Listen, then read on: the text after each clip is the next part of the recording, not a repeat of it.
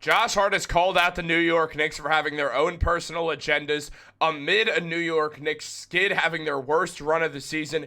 And I think the own personal agendas line is a shot at OG Anunoby, who may not have even wanted to come back to the Knicks after the Knicks acquired Mikal Bridges, who's established himself as the team's third option while being very close with members of the Knicks already. What's up, guys? Welcome back to Knicks Digest. It's Chris here, and we have a lot to jump into with this video, so let's do it right now. Let's go with it.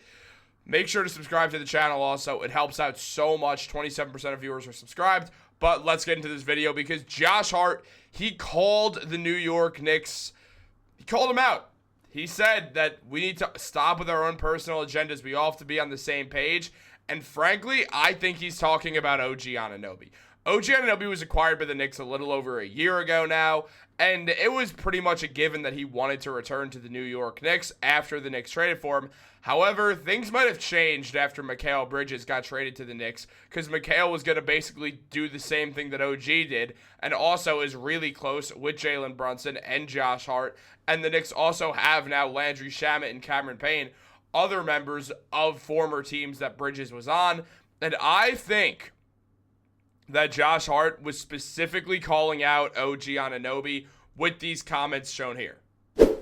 Now, Josh Hart said there's going to be games where we shoot the lights out. There are going to be games where we can't buy a shot. We've got to make sure we are focused and give off the right energy. We can't have our own individual agendas. Can't do any of that. Got to make sure we're locked in on this team and we're sacrificing for this team. And that's not the only time he's brought up individual agendas. As Sports Illustrated mentions, the reference to that was a grim recurring theme over the past week. Hart previously used the term after Monday's loss to the severely shorthanded Orlando Magic. This was not last Monday. This was 10 days ago now. If you're watching this video the day it comes out on Wednesday, January 15th, where the Knicks, well, they lost to the Magic, who were missing Paolo Banchero, and besides 2 wins over the Magic, New York has not defeated a team currently within its conference's top 6 since November 25th when they got a road win in Denver. So the Knicks, I mean, they've clearly been struggling. There's been a lot of issues. A lot of people are pointing their fingers at Tom Thibodeau, saying that it's his fault, saying that he's the problem here, and that the New York Knicks maybe should get rid of Tibbs. I'm not on the fire Tibbs hive.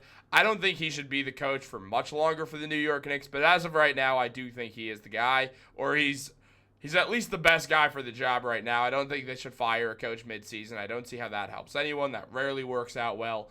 But looking at Tom Thibodeau, looking at the New York Knicks, looking at Josh Hart, I think this all leads back to just a bunch of problems, and one of those is that OG Anunoby might be the guy that we're looking at for their own individual agenda. Now, as mentioned by JD Sports Talk, this guy knows what he's talking about. Long-time Knicks Twitter guy. He mentioned Jalen Brunson signaled to OG Anunoby to switch him to cover the pick with Cade Cunningham, and OG ignored him. This was the game against the Pistons, obviously, that the Knicks lost because they gave up 2 open threes to Malik Beasley, who obviously hit both of them. OG ignored him while looking right at him in the face. Josh Hart, again, was upset. I think we know who the egos comment may be about. Also looking at coaching for late-game blunders defensively. Now, look, there's no doubt about it. That Knicks loss is on Tom Thibodeau. The fact that he was just getting out-coached to the point where Malik Beasley twice was wide open in the corner for a 3 is just an absolute coaching lapse on Tom Thibodeau. And especially when you're a guy who's a defensive head coach, this is a terrible job done by Tom Thibodeau. There's just no way around it. I'm not going to sugarcoat it, despite being someone who is a fan of Tibbs. It's just a terrible job that Tibbs did right there. However, the fact that OG just ignored Jalen Brunson is a problem. The fact that OG just has looked a bit dejected recently is a problem. I think OG's upset with his lack of touches because one of the reasons why he wanted to get traded off the Toronto Raptors was so he could go to a team to get more touches, and he thought that'd be the case with the Knicks, where he'd basically be the third option outside of Jalen Brunson and Julius Randle, who turned into Karl Anthony Towns. But still, OG would have been able to figure that no matter what, he was going to be the third option. Then Mikal Bridges gets traded to the Knicks.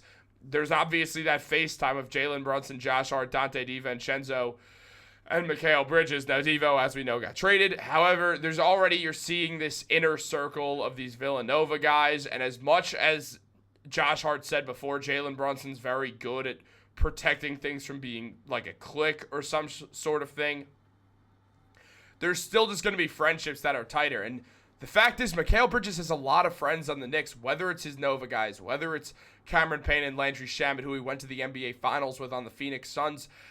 OG Anunoby is now sort of more on the outside looking in of this team that he was on first, and he sees a guy who's effectively taking his role. Now, OG signed a massive contract with the New York Knicks, and it was initially thought that he'd be willing to accept a pay cut to stay in New York, which makes this so odd. Why did he demand a big contract? And, well, the answer is pretty simple. It happened right after the Mikal Bridges trade. There's a lot of thought to be had, and there's been whispers about this already, that OG wanted to leave the Knicks after they traded for Mikal, and that he didn't want to play for them because he knew his touches, he knew his shot numbers would all go down, and he was not thrilled about it. And initially, that wasn't the case this season. OG was getting good looks. He was getting a lot of shots up. He was a big part of the offense. He was having his best offensive season to date, and then all of a sudden he wasn't, and it sort of coincides at the same time that Mikal Bridges really took off. So maybe OG was right, and he demanded this huge amount of money, which to this day has an impact on the Knicks, who are now right near the second apron. This prevented them from signing Jonas Valanciunas, which we saw, and Jonas even said that. Now, Valanciunas mentioned saying, I don't know how serious that was, the Knicks' interest. My agent was handling it. I heard something from that side, but there's a lot of X's and O's, salary cap issues, this and that, strategic stuff. Every team does what they think is best for them. Now, this happened before the Knicks traded for Karl Anthony Towns when they lost Isaiah Hartenstein, still had Julius Randle, and, well, they needed a center. Well, they couldn't get one because OG Anunoby took that contract. He didn't take the pay cut that was thought he'd take if he went to the New York Knicks. Despite the fact that Sam Rose is Leon Rose's son, he couldn't convince OG. My thought is that OG did want to leave the New York Knicks, and the only reason he stayed is because the Knicks offered him the biggest contract in Knicks history. OG saw $212.5 million staring him in the face, and he knew that there's no way he could decline that offer, so he didn't. So he took the offer, went back to the Knicks, and understood that his touches would be more limited. In the last 15 games, Mikal Bridges has shot 15.3 shots while averaging 19 points per game. He's getting 3 assists. He's shooting 35% from 3, shooting 50% from the field.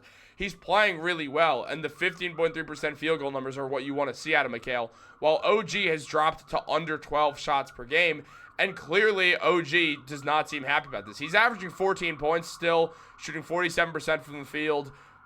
I mean, the three-point shooting has not been very good for him all season. It's been down fully, honestly, and that siren is the alert of just the scariness of OG not hitting his threes as often. But it's just starting to feel like it makes some sense that OG would be the guy here, who Josh Hart was talking about this whole time.